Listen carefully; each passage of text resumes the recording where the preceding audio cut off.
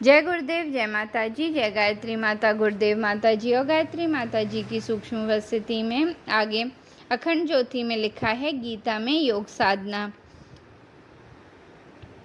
का चौथा दिन, चतुर्थ दिवस। मन के वन में स्थिरता। मन का यह वन बड़ा भयानक है। इसमें एकाग्रता, स्थिरता दोनों के ही टूटने बिखरने की उम्मीदें ज़्यादा हैं। चित्त की चेतना की नई नई परतों के इस उभरते क्रम में नवीन व भयानक विघ्न उठ खड़े होते हैं। योग साधक का तप और भगवान की कृपा तथा सद्गुरु का आशीष ही इस पथ का संबल है। अतः इस अवस्था में साधक को भयानक रस की अनुभूति होती है और इस अवस्था में भगवान श्री कृष्ण योग साधना का यह सूत्र कहते हैं, अर्थात काया, सिर और गले को सीधे अचल धारण करके तथा दिशाओं को न देखकर केवल अपनी नासिका के अग्रभाग को देखते हुए स्थिर होकर बैठे। भगवान श्री कृष्ण के अनुसार ध्यान योग साधना के लिए क्रमानुसार विधि इस प्रकार है।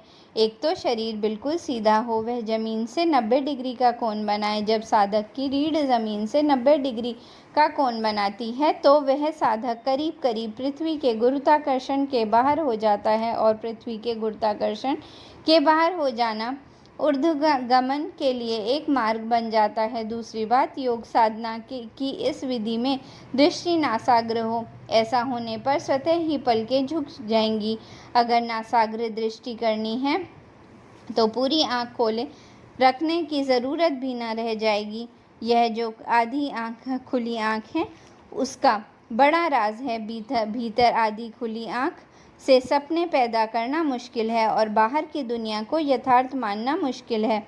ऐसा जैसे कोई अपने मकान की दहलीज पर खड़ा हो गया हो, न अभी भीतर गया न अभी बाहर गया, बीच में ठहर गया। जब दृष्टि नासाग्र होती है तो आपको एक और अद्भुत अनुभव होगा। इसमें आपको आज्ञा चक्र पर जोर पड़ता हुआ मालूम पड़ेगा।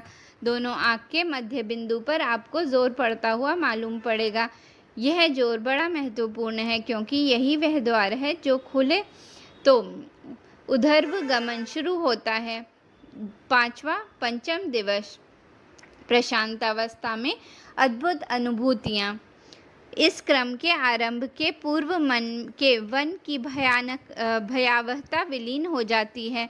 अब तो बस साधक में अद्भुत रस का संचार होने लगता है। अद्भुत रस की इन अनुभूतियों के साथ योग साधक में प्रशांतावस्था स्थिर होने लगती है। इस अवस्था में भगवान श्री कृष्ण योग साधना का अगला सूत्र कहते हैं, जिसका अंतकरण शांत है, जो भय रहित है और जो ब्रह्मचर्य व्रत में स्थिर है। ऐसा सावधान ध्यान योगी मन को संयम करके मेरे में चित्त लगाता हुआ मेरे परायण होकर बैठे। ध्यान के जो अनुभव होते हैं और विशेष तौर पर उनके लिए जो ईश्वर प्राप्ति के मार्ग पर, जो आत्म जागरण और आत्म कल्याण या आत्म साक्षात्कार के मार्ग पर हैं, उनमें एकाग्रता और स्थिरता के साथ प्रशांत की गहराई में उतरने पर होने वाले अनुभव कभी कभी बड़े दुर्गम, बड़े भयानक होते हैं। क्यों?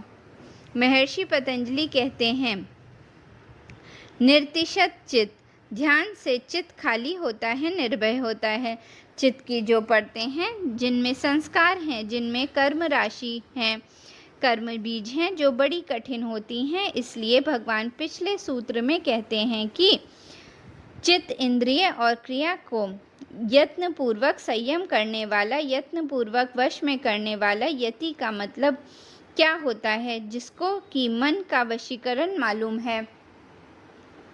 तंत्र में एक प्रक्रिया होती है वशीकरण। वशीकरण में हम क्या करते हैं? दूसरों का वशीकरण करते हैं। यहाँ पतंजलि कहते हैं कि मन वशीकार संज्ञा, अर्थात अपने मन को वश में करने वाला, क्योंकि ऐसा व्यक्ति ही योग साधना के पथ पर अग्रसर हो सकता है। यहाँ पर योग साधना की 3 शर्तें हैं। योग साधक का अंतकरण शांत हो, वह भय रहित हो और वह ब्रह्मचर्य व्रत में स्थित हो। ऐसा होने पर ही वह मन पर संयम करके योग साधना कर सकता है। जय गुरुदेव, जय माता जी, जय गायत्री माता।